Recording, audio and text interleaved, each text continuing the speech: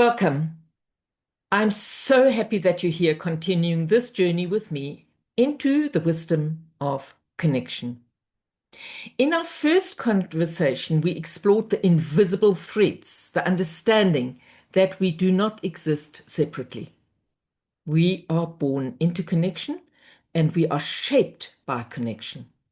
And the relationships and systems we belong to influence the way we experience ourselves and the world around us. Today we move into one of the deepest expressions of connection, a movement every human heart knows, the longing for belonging. Somewhere inside each of us lives a quiet question. Is there a place for me? Am I accepted as I am? Do I truly belong? This questioning begins very early in life, before we understood words, before we understood the world. We are already sensing connection. We are already looking for our place.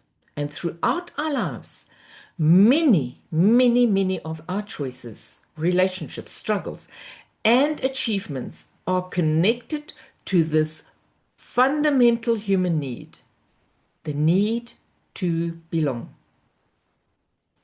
Today, we explore belonging from a systemic perspective, not as something we have to earn, but as something deeply connected to life itself. Every human life begins through belonging. Before we make any decisions, before we succeed or fail, before we become who we are today, life comes to us through others, through our parents, through generations before them, through a long line of people whose existence made our existence possible. From a systemic perspective, belonging is not based on whether everything was perfect. It is also not based on whether relationships were easy. It simply begins with the truth. I'm part of this. I came from somewhere. There is a place where my life began. Sometimes this can be difficult to acknowledge because families are complex. Human stories are complex. Some people experience love and support. Others experience distance, loss, conflict, or pain. And sometimes people wonder, how can I belong to something that was difficult? How can I acknowledge a family story that includes pain? This is where systemic wisdom invites deeper understanding. Belonging does not mean everything that happened was right. Belonging does not mean denying pain.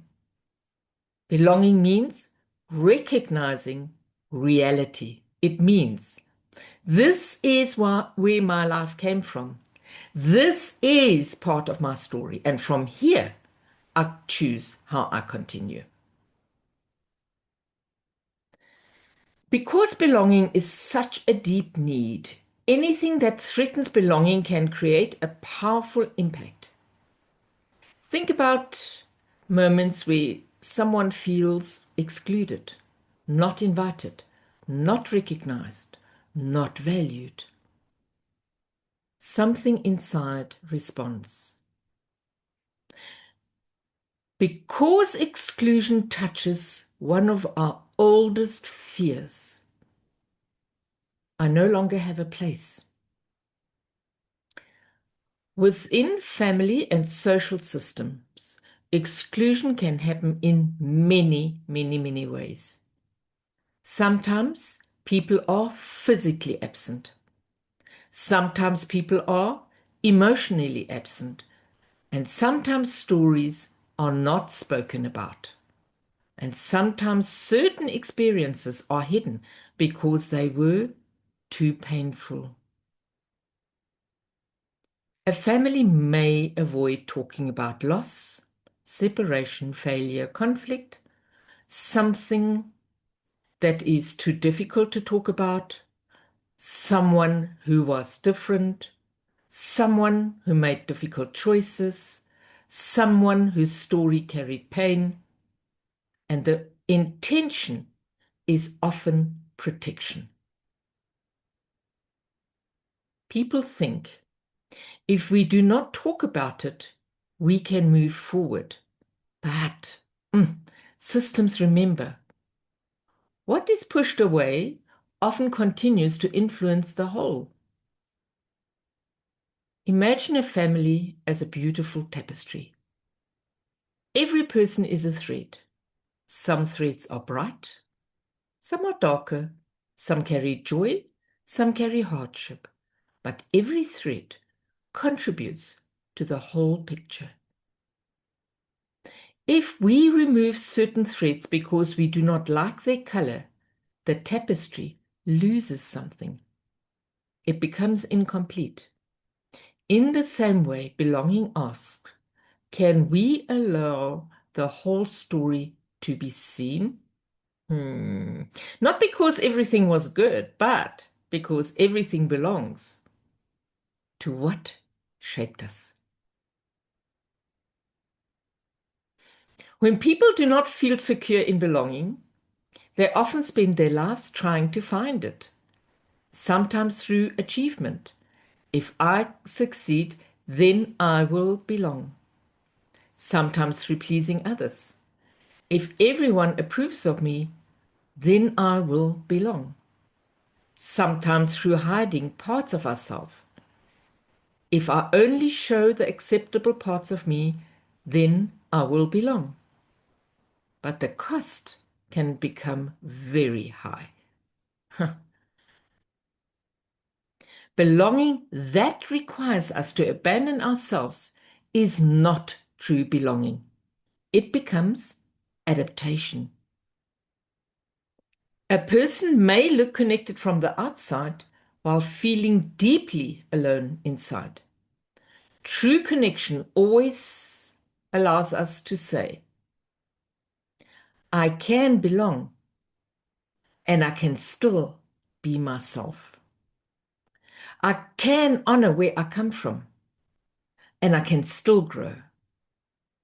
I can respect my roots and I can still create my own path. This is the balance between belonging and becoming. One of the most important movements of wisdom-inspired living is recognizing that belonging is not only external, it is internal. Many people are searching for acceptance from others while rejecting parts of themselves. They reject their emotions, their sensitivity, their past, their mistakes, their needs, their own story. But inner connection begins when we gently turn towards ourselves and say, this too belongs. The younger version of me belongs. The learning version of me belongs. The imperfect version of me belongs. The growing version of me belongs. When we restore connection within ourselves, our relationships with others begin to change because we no longer are asking others to give us the place we refuse to give ourselves. Take a quiet moment. And if it feels right, place a hand over your heart and simply reflect. Where in my life do I feel a deep sense of belonging? Where have I felt excluded or unseen? And what part of my story have I struggled to accept? Who or what within my family system may still need acknowledgement? And perhaps more importantly, can I allow myself to take my own place, not someone else's, not the place that others expect, my place? As we complete today's reflection, remember this. Belonging is not something you have to learn through perfection. Your place begins with life itself. And when we understand belonging from a systemic perspective, something inside can soften. We stop fighting where we came from. We stop rejecting parts of ourselves and we begin creating a different relationship with life.